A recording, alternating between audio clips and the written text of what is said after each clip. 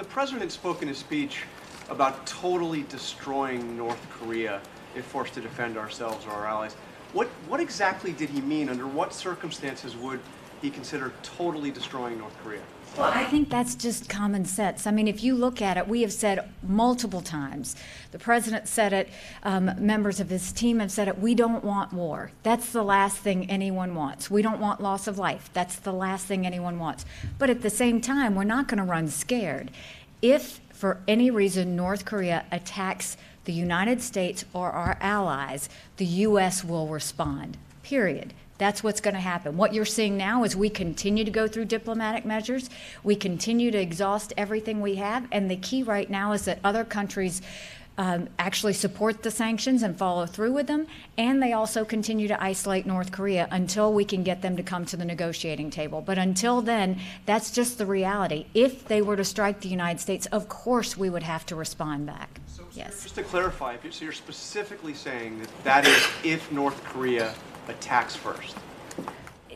I mean, we can't play out the scenarios on what's going to happen, but obviously it would take something very serious for the president to have to make a decision to do something back. But there's a lot of things between where we are now and that situation that can be done. There are a lot of military options that can be done.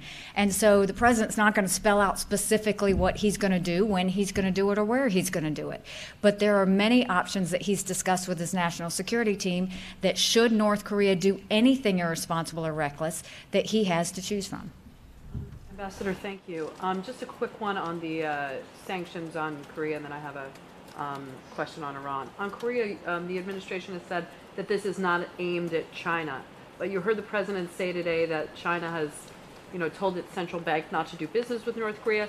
Secretary Mnuchin said that he called the Chinese. So how is this not, and especially you've talked about how China is really the main financial backer of North Korea. So how can this not really be directed at China? And then on Iran, is there a way to ramp up pressure, as what you were talking about, Iran's destabilizing activities throughout the Middle East, which I think a lot of your allies agree on, without violating the agreement per se, as Secretary Tillerson said? I mean, is there a way to get allies to rally around more terrorism type and other sanctions while keeping the nuclear provisions in place? So first of all, with the sanctions on North Korea, it only impacts those that continue to do business with North Korea. So if China does business with North Korea, yes, it will impact them.